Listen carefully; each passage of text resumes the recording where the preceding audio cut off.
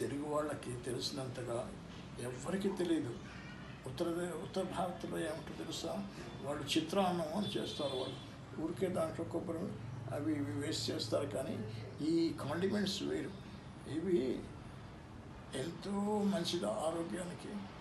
దాంట్లో పులిహారలో వేసేది ఇంగువ, ఆవాలు, ఆవపిండి, ఒకటేమిటి రకరకాలు జీలకర్ర,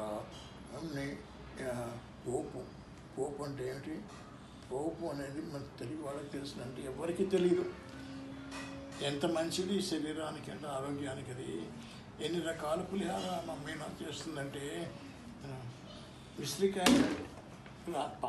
ఉసిరికాయలతో పులిహార, నిమ్మకాయతో పులిహార, దబ్బకాయతో పులిహార, ఎన్ని రకరకాల పులిహార చేస్తుందో మీనా. చింతపండుతో పులిహార బెస్ట్, అన్నిటికంటే బెస్ట్. ఎందుకు చింతపండు? ఎందుకు అది? చింతపండు చాలా మంచిది. టామరిండ్, దాంట్లో ఎంత మంచి సి విటమిన్ ఉన్నాయంటే వీటన్నింటిలో. దీంతో పాటు ఇంగువ, పసుపు అన్నిటికంటే ముఖ్యం. పసుపు వేస్తుంది. ఆ పులిహార తింటూ ఉంటే దాంట్లో తిన్న పసుపు ఇంకా దేంట్లోనూ మనం తినమాట. అంత పసుపు ఎంత మంచిది. అది క్యాన్సర్ని ఫైట్ చేసే గుణం అనుకో పసుపులో. Turmeric is very good for health. ఇవన్నీ చూస్తుంటే మన కిచెన్ ఒక హైపోతికా. అది ఎట్లా తయారైందంటే ఒక ఒక health centre, pharmaceutical health centre. ఎన్ని రకరకాలు దాంట్లో ఉన్నాయో. మనం తెలుగు వాళ్ళు ఎలా కనిపెట్టారో ఇవన్నీ అనిపిస్తుంది. పులిహార లేనిదే ఏ శుభకార్యం జరగట్లేదు. పులిహార ఉండాలి అన్నిటికీ. ఏది ఉన్నా లేకపోయినా ముందు పులిహార ఉండాలి. కొన్ని చోట్ల ఆవు పెడతారు పులిహారలో, కొన్ని చోట్ల ఆవాలు ఎందుకు మంచిది? ఆవాలు చాలా మంచిది, చాలా మంచిది. బ్లడ్ ప్యూరిఫైయర్ అది. అది ఒక రకమైన హీట్ బాడీలో తీసుకొస్తుంది పులిహార. అది దాంతో శక్తి వస్తుంది, వాడికి మంచి ఉత్సాహం వస్తుంది. పులిహార చాలా మంచిది. అన్నిటికంటే ముఖ్యం ఏంటంటే దాంట్లో వేసేది బిర్యానీ చేస్తారు. ఉత్తరప్రదేశ్లో బిర్యానీ రైస్లో కంటే మన రైస్, మన సన్న బియ్యం చాలా మంచిది. బిర్యానీలో ఊరికి అరోమాటిక్ స్మెల్ తప్ప దాంట్లో హెల్త్ ప్రమోటింగ్ క్వాలిటీస్ లేవు. అంచేత తప్పకుండా పులిహార, గుడిలో కూడా పులిహార, వారానికి ఒకసారి పులిహార తినాలి. వారానికి ఒకసారి పులిహార తింటే అన్నం తినే బదులు పులిహార తినాలి. చాలా మంచిది ఒంటికి. అంచేత గుడిలో ఎందుకు పెడతారు? తెలుగు వాళ్ళు ఎక్కడున్నా సరే పులిహార చేసి తినమని చెప్తున్నాను అనిపిస్తుంది నా సజెషన్. ఇలా మంచిది. బ్రెయిన్ బాగా పనిచేస్తుంటే పులిహారతో ఆ హీట్కి.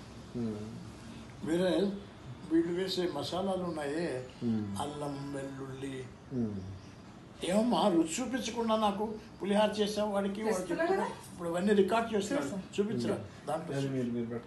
తినండి, మీరు తినండి, మీరు ఒకటి తినండి. మీనా చూపించరా? ఇదిగో మీనా మాట ఇట్లా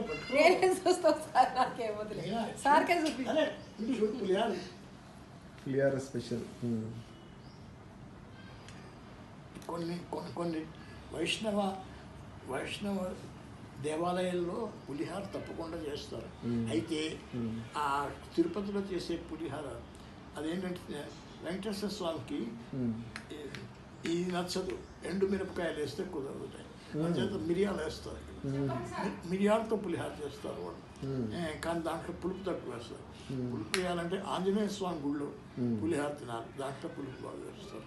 అంచేత ఎక్కడికి వెళ్ళినా ప్రసాదాల్లో వైష్ణవ సాంప్రదాయం ఏంటంటే పులిహార ప్రసాదం పెడతారు. చాలా మంచిది. విన్నాము. బిర్యానీ చేసుకుని తినేవాళ్ళు ఉన్నారే, ఆ కల్చర్ ఎక్కడి నుంచి వచ్చిందంటే అది ఎక్కడైతే ఎక్కువ ఈ కాండిమెంట్స్ దొరక్క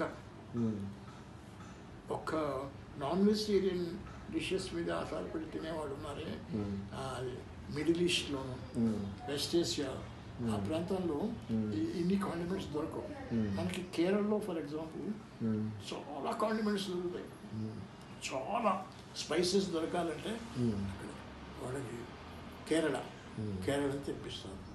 అలాగే వీళ్ళు పులిహార పులిహార ఎంత మంచిదంటే చాలా మంచిది తిన్నాం. ఇదిగో చూడండి, ఇదేంటండి పులిహార. బాగుందా? బాగుంది. ఇది చింతపండు పులిహార. వంకాయలతో పులిహార చేస్తుంది ఏమే, వంకాయలు కొంటే